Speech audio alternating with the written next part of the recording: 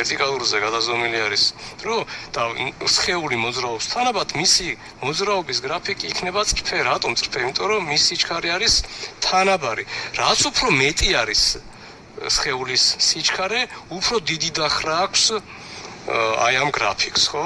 აი აქედან უკვე ჩანს, რომ სპლანეწირით გამოსახული გრაფიკი წრფე არის აქილევსის ტრაექტორია, ხოლო აი წითელით, რომელსაც არის გაცილებით ნაკლები დახრა ჰორიზონტის მიმართ, უნდა იყოს კუს მოძრაობის გრაფიკი.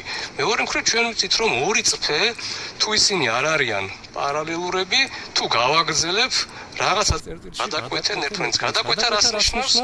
რომ მათ რაღაცა დროის შემდეგ ექნებათ ერთი და იგივე მდებარეობა, ანუ აქილევსი დაეწევა კუს, ხო? ანუ ძველი